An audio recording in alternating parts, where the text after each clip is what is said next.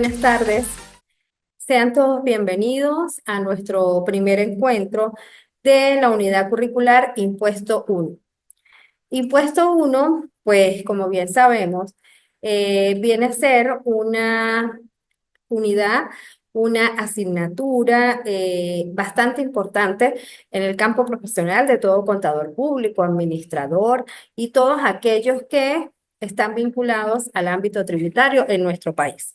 De tal modo que es muy importante que todos estemos atentos a las diferentes actividades, a los contenidos programáticos, a la lectura del material pertinente y sobre todo mantenernos actualizados con las bases legales vigentes. Comenzaremos hoy por mencionar aquellas definiciones importantes en materia de impuestos sobre la renta para iniciarnos en su contenido programático, además los principios y características que rigen este impuesto. Recordemos que impuesto 1 se trata del estudio de uno de los impuestos, como su nombre lo dice, emblemático dentro del ámbito tributario del territorio nacional, como lo es el impuesto sobre la renta. Así pues, el impuesto sobre la renta, recordemos, tiene como base legal vigente en este momento la Gaceta Oficial publicada el 30 de diciembre del año 2015. Bien, recordamos que la Ley de Impuestos sobre la Renta ha sufrido algunas modificaciones a través del tiempo. Tuvimos una Ley de Impuestos sobre la Renta del año 2007 que duró bastante tiempo vigente hasta el año 2014, cuando se hizo una modificación importante en esta norma que trajo algunas consideraciones significativas y posteriormente se reformó nuevamente el 30 de diciembre del año 2015, encontrándonos esta ley vigente para el momento. ¿Qué es el impuesto sobre la renta? Bueno, el impuesto sobre la renta es el impuesto que grava los enriquecimientos obtenidos por los contribuyentes durante un ejercicio grabado. Recordamos que estos enriquecimientos, esta renta, es de diversos orígenes. Por supuesto, todo referido a la realización de operaciones comerciales, de operaciones mercantiles, es decir, obtenidos durante la actividad comercial, bien sea de una persona natural o de una persona jurídica. Pero también nos encontramos que grava los ingresos que obtienen las personas naturales en el caso de obtener ingresos bajo relación de dependencia, es decir, los asalariados. Bien, y también encontramos que graban los ingresos que obtienen las personas naturales en el libre ejercicio de la profesión. De modo que es un impuesto muy general, un impuesto que no solamente aplica en nuestro territorio nacional, sino que también está en otros países, ¿bien? Y de este modo, el impuesto sobre la renta se constituye en un impuesto también emblemático dentro de nuestro territorio nacional y que por supuesto todo contador público debe conocer para poder actuar de manera adecuada en su ejercicio profesional. Así pues, cuando nosotros nos referimos al impuesto sobre la renta, debemos hacer mención a sus principios y características, destacando principalmente las siguientes. Este impuesto sobre la renta, antes de que nosotros entonces entremos en materia de nombrar los principios y características, es importante ampliar el marco regulatorio, es decir, las bases legales vigentes, los instrumentos jurídicos que forman parte de las normas aplicables en el impuesto sobre la renta. Nos encontramos en primer lugar el Código Orgánico Tributario como norma rectora de los tributos en nuestro territorio nacional. ¿Cuál es el Código Orgánico Tributario vigente? El publicado en la Gaceta Oficial número 6507 de fecha 29 de enero del año 2020. Bien, un Código Orgánico Tributario que vino a traer algunas modificaciones importantes, sobre todo en lo que se refiere al régimen sancionatorio y la aplicación de los ilícitos tributarios que se derivan del incumplimiento de deberes formales. Entonces, norma rectora del ámbito tributario en nuestro país, el Código Orgánico Tributario. La Ley de Impuestos sobre la Renta, publicada en la Gaceta Oficial número 6210, de fecha 30 de diciembre del año 2015, con un decreto con rango, valor y fuerza de ley número 2163. Nos encontramos igualmente el Reglamento General de la Ley de Impuestos sobre la Renta, un reglamento que se publicó fecha 24 de septiembre del año 2003 en la Gaceta Oficial número 5662. Es un instrumento jurídico bastante interesante, muy importante en el campo de acción de los cálculos, de los procedimientos del impuesto sobre la renta, ya que es una norma que nos detalla de manera muy excelente algunos procedimientos que se utilizan en cálculos del impuesto sobre la renta. Podemos nombrar, por ejemplo, el caso del ajuste por inflación, el cual detalla los procedimientos, los papeles de trabajo, la forma de pago, los asientos contables, en cuanto a todo lo que se refiere, por ejemplo, a ajuste por inflación. Igualmente trae algunas definiciones técnicas importantes que debe ir de la mano del estudio de la ley del impuesto sobre la renta. Entonces, en el impuesto sobre la renta tenemos una ley y un reglamento, ¿bien? Que siempre debemos manejar de la mano, de la forma adecuada, concatenada, para que adecuemos todas las actuaciones fiscales y tributarias a lo que estos instrumentos jurídicos nos precisan al respecto. Nos encontramos también en materia de impuestos sobre la renta, que vamos a ver en una de nuestras unidades el decreto de retenciones número 1808, Gaceta Oficial número 36.203, publicada en fecha 12 de mayo de 1997. Este decreto de retenciones, que aunque es una norma para el momento un poco antigua, sigue estando vigente hasta la fecha, ¿bien? Entonces, cuando nosotros queramos hacer estudios, análisis de cuáles son las partidas que están sujetas a una retención de impuestos sobre la renta, cuáles procedimientos debo seguir, cuáles son los porcentajes de retención aplicables, bien, cuál es la base imponible, cuáles son los conceptos que debo tomar en cuenta para poder aplicar una retención de impuestos sobre la renta. El instrumento jurídico, la norma que en este momento me indica esos aspectos referidos a las retenciones de impuestos sobre la renta, la constituye el decreto de retenciones número 1808. También nos encontramos algunas veces otros instrumentos jurídicos como resoluciones, providencias administrativas.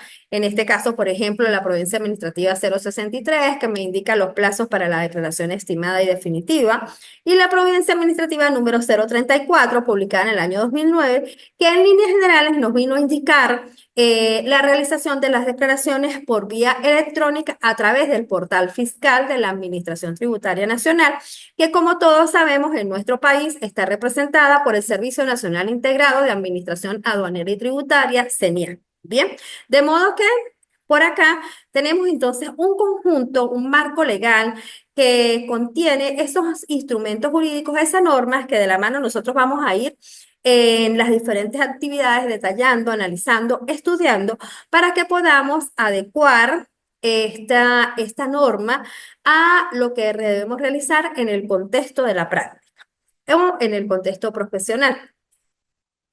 Comenzamos entonces ahora sí por estudiar cuáles serían los principios y características del impuesto sobre la renta.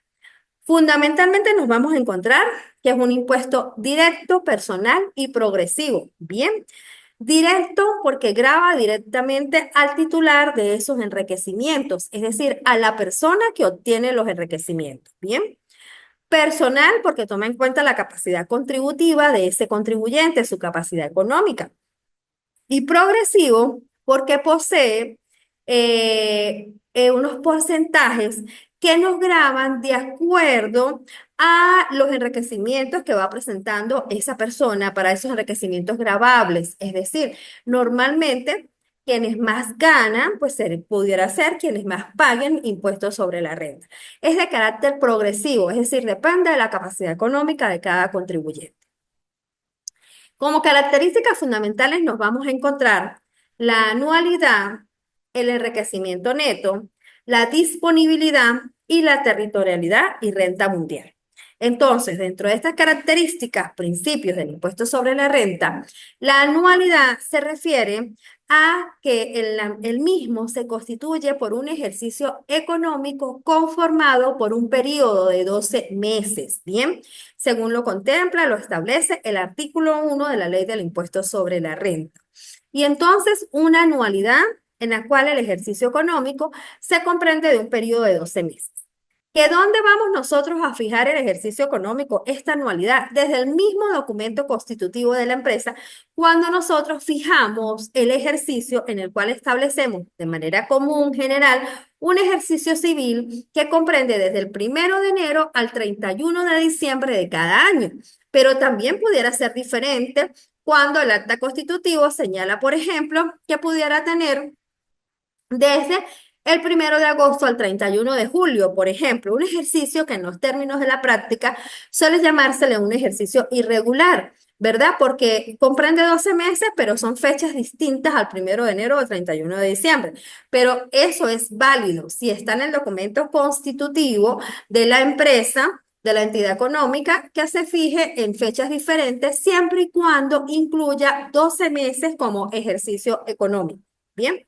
Sin embargo, también es importante mencionar que existen algunas excepciones que nos conllevaría a que un ejercicio no se constituya de los 12 meses. ¿Cuándo operan estas excepciones? Cuando, por ejemplo, nos constituimos el 1 de septiembre y tenemos un ejercicio corto del 1 de septiembre al 31 de diciembre. Es nuestro primer ejercicio que pudiera ser menor a los 12 meses. O también, por ejemplo, llegamos a un determinado, a una determinada etapa de la empresa en la cual, por ejemplo, se va a liquidar. Bien, en ese momento de la liquidación, ese procedimiento de la liquidación me pide, me solicita hacer una declaración de impuestos sobre la renta que pudiera o no coincidir con la terminación del ejercicio económico. Entonces, la declaración de impuestos sobre la renta que nosotros estamos realizando con fines de liquidación de la empresa pudiera ser menor a los 12 meses. Bien, allí nos encontramos esas excepciones. También es importante acotar que cuando la empresa, por razones de operatividad, necesita hacer un cambio del ejercicio económico, la empresa no puede hacerlo a su libre albedrío, no puede autocambiarse directamente a la fecha del ejercicio económico.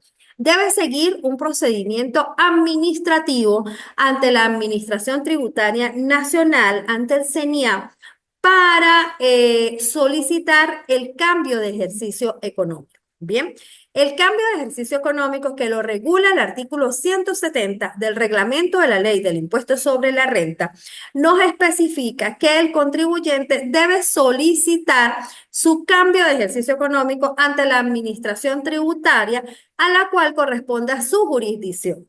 Y una vez que ha sido aprobado, será cuando entonces comience a actuar bajo el nuevo ejercicio económico.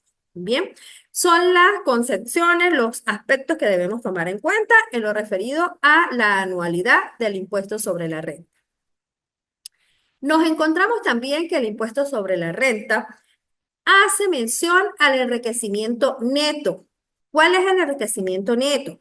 Quiere decir que el enriquecimiento gravable está formado por los ingresos brutos menos los costos menos las deducciones. La ecuación contable que siempre nos hemos encontrado en el estudio financiero contable, donde el enriquecimiento va a ser igual a los ingresos brutos menos los costos menos las deducciones. Bien, de eso se va a componer una declaración del impuesto sobre la renta, que dependiendo de la naturaleza de la actividad de ese contribuyente, tendrá ingresos brutos menos costos menos deducciones.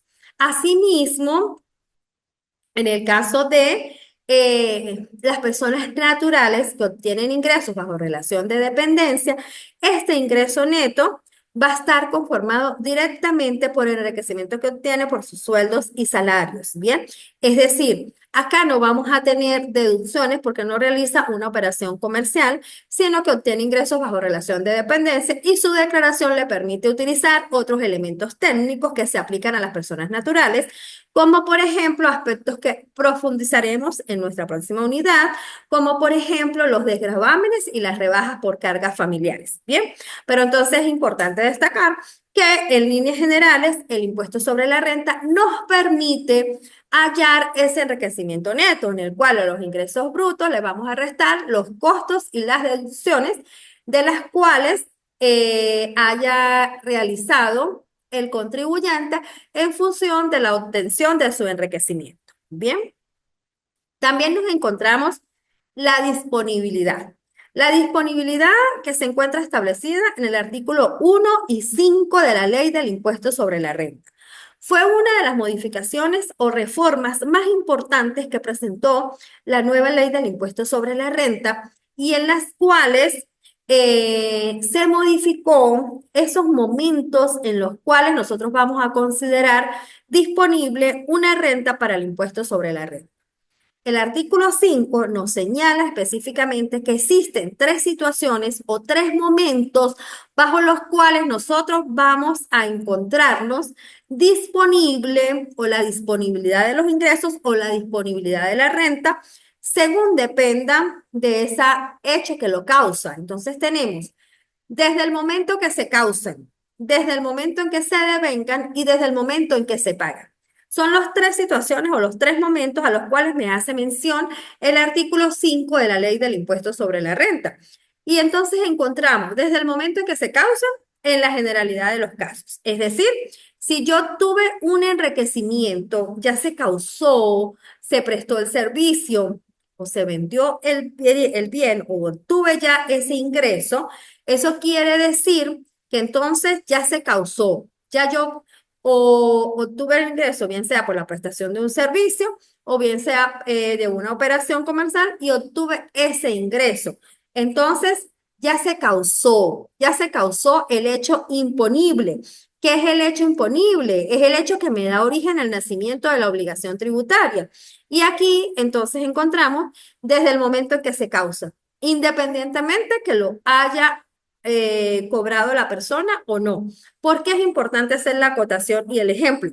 Porque como fue una modificación de la ley del impuesto sobre la renta, desde el momento en que se causan, fíjense en ustedes que no me está diciendo cuando los cobre esa persona, sino que si yo presté mi servicio y se generó ese enriquecimiento, el hecho que me va a dar origen al enriquecimiento, desde el momento en que lo causé, ya ese ingreso está grabado para el impuesto sobre la renta. Bien. Desde el momento en que se devengan, bueno, existen algunas operaciones que desde el punto de vista de concepción del impuesto sobre la renta se refiere más que todo, por ejemplo, a operaciones de tipo civil, como se considera el alquiler, por decir. Entonces, al cierre del ejercicio, yo debo tomar en cuenta que si ya se devengó ese ingreso, yo lo debo tomar como gravable para el impuesto sobre la renta. La única situación, escenario, supuesto, momento en el cual me indica desde el momento en que se pagan ese artículo 5 es en el caso de los sueldos y salarios. Bien, por lo tanto, todas las demás operaciones o están desde el momento en que se causan o desde el momento en que se devengan. Es muy importante porque la disponibilidad de la renta le va a indicar a usted que para ese ejercicio económico esa renta es gravable y debe incluirla, por lo tanto, en los ingresos que está reflejando en su declaración de impuestos sobre la renta. Luego nos vamos a encontrar también, por último, la característica al principio de la territorialidad y renta mundial.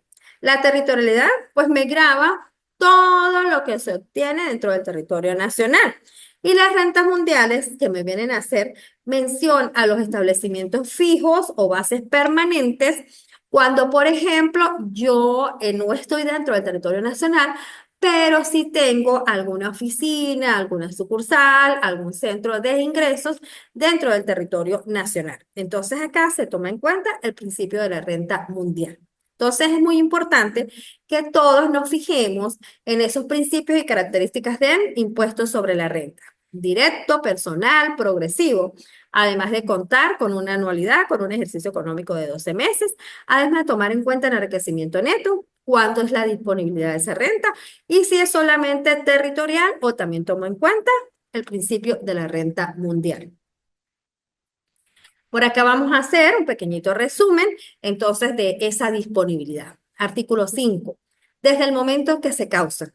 Los ingresos se consideran disponibles desde que se realicen las operaciones que los producen, salvo en las sesiones de crédito y operaciones de descuento, cuyo producto sea recuperable en varias anualidades, casos en los cuales se considerará disponible para el cesionario el beneficio que proporcionalmente corresponda. Pero es una situación particular. Aquí solamente debemos tomar en cuenta en su mayor parte que los ingresos se considerarán disponibles desde que se realicen las operaciones que los producen. Luego tenemos desde el momento en que se devengan los ingresos provenientes de créditos concedidos por bancos, empresas de seguro u otras instituciones de crédito y por los contribuyentes distintos a personas naturales y los derivados del arrendamiento o subarrendamiento de bienes muebles e inmuebles. Se consideran desde el momento en que se devengan.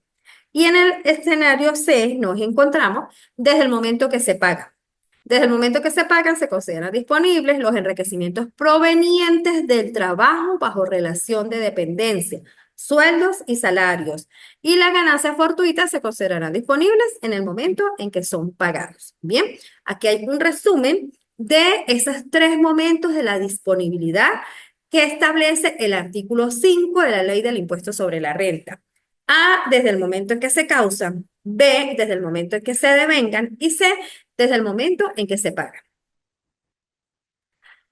La renta mundial aplica para personas naturales sujetas a la ley residentes en Venezuela, las personas jurídicas sujetas a la ley domiciliadas en Venezuela y las personas naturales o jurídicas no residentes o no domiciliadas que tengan en el país un establecimiento permanente o una base fija. Bien.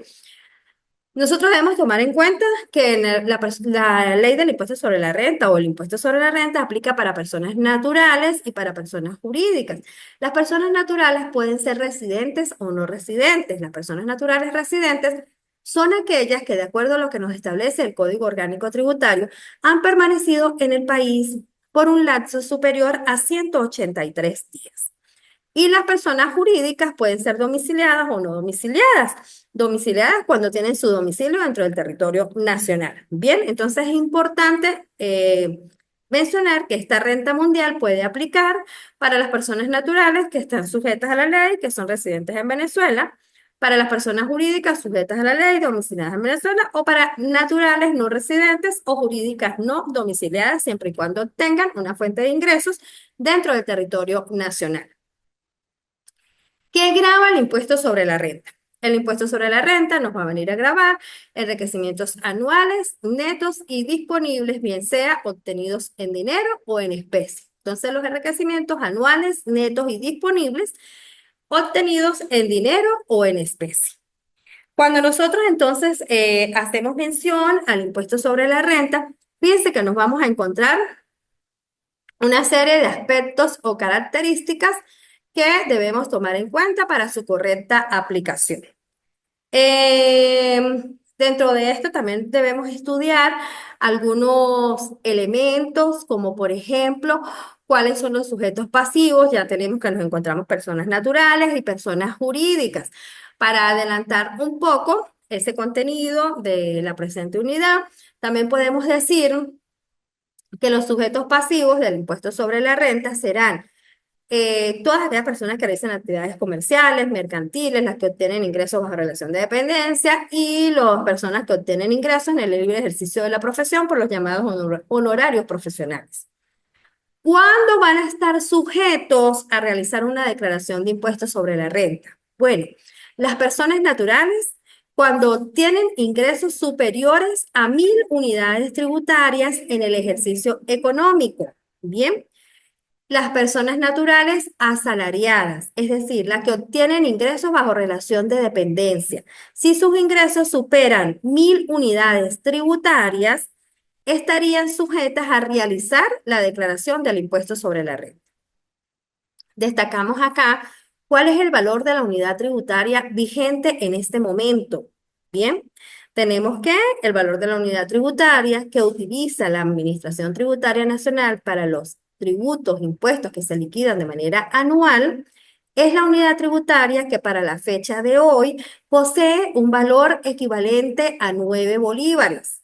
Por lo tanto, cuando la persona natural obtiene ingresos superiores a 1.000 unidades tributarias y estos ingresos se derivan de ingresos bajo relación de dependencia, es decir, sueldos y salarios, si su ingreso supera a 9.000 bolívares para este ejercicio, por ejemplo, para el ejercicio que acaba de culminar en el año 2024 y en el cual nos encontramos en el plazo para presentar la correspondiente declaración, si su ingreso superó 9.000 bolívares, estaría sujeto a realizar la declaración del impuesto sobre la renta. Ahora bien, si nos estamos refiriendo a una persona natural residente pero que realiza operaciones comerciales o se dedica al libre ejercicio de la profesión, estaría sujeto siempre y cuando sus ingresos superen 1.500 unidades tributarias. Bien, entonces aquí te encontramos la distinción de cuando como somos sujetos pasivos de la declaración del impuesto sobre la renta. Las personas jurídicas, cualquiera haya sido su monto de enriquecimientos o pérdidas, están sujetas a realizar la declaración del impuesto sobre la renta. De este modo, hemos nosotros entonces acá comentado qué es el impuesto sobre la renta, cuáles son las bases legales vigentes. Recordamos, Código Orgánico Tributario, Ley de Impuestos sobre la Renta publicada el 30 de diciembre del año 2015, un reglamento de impuestos sobre la renta, además de ciertas providencias administrativas y resoluciones que ha emitido la Administración Tributaria Nacional. Recordamos que es importante entonces que en este estudio nosotros manejemos, por supuesto, los elementos técnicos que forman parte del impuesto sobre la renta. ¿Cuáles son los elementos técnicos que debemos ir manejando? Bueno, tenemos que saber que la ley del impuesto sobre la renta posee unas tarifas, ¿bien? Las tarifas para personas naturales, para personas jurídicas, y que las tarifas son esos elementos que se determinan por rangos para los ingresos y que me indican el porcentaje aplicable. Y aquí vemos justamente ese principio de progresividad. Bien, cuanto mayores sean los ingresos, pues mayor será el porcentaje aplicable del impuesto sobre la renta.